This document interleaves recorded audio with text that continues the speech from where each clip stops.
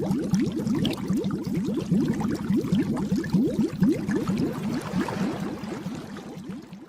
so this is a couple of days later.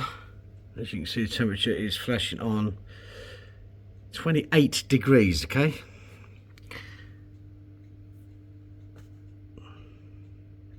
I think the heater's no good.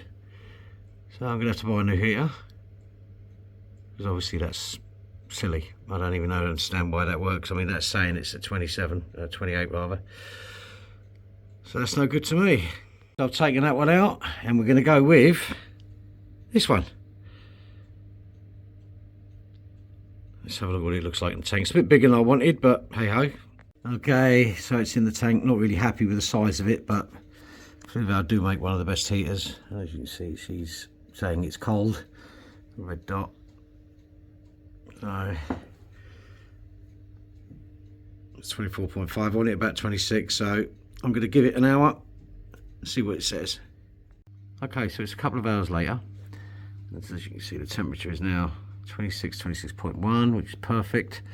Everything's looking a bit better in there, and they've got some melt back on the plants, which I kind of registered. So we're going to do a weekly update on this, and there you go. So even if you buy brand makes, sometimes you're still going to get failures.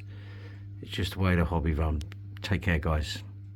I was asked a few questions today, and the first question is, why do I always do planted aquariums?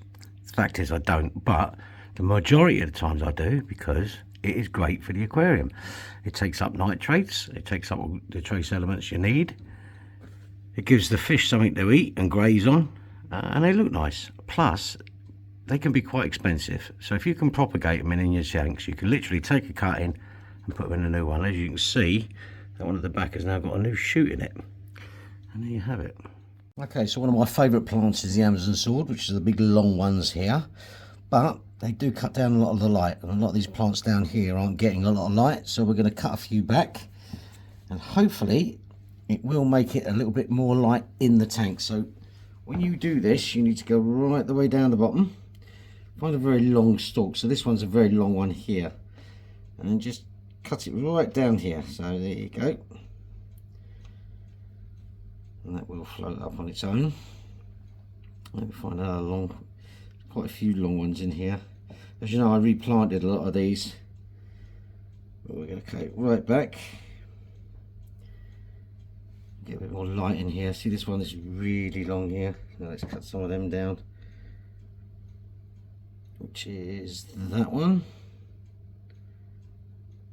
There you go, that one's done. The tiger lily, I notice, is doing really well, but we're going to have to trim that at some point, I think. What else do we have here? So let's have a look what other ones we got. So you got this one here, so that one's got to go. This plant is doing really well. I think the first I used on it was really good. Okay, let's take these out of the way.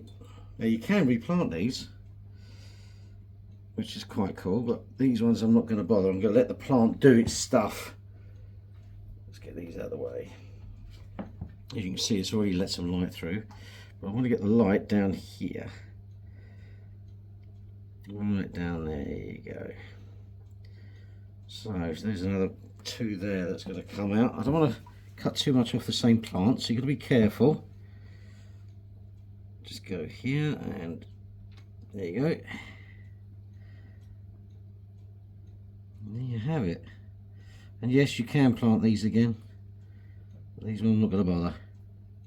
There you go, Amazon sword, best plant in the world.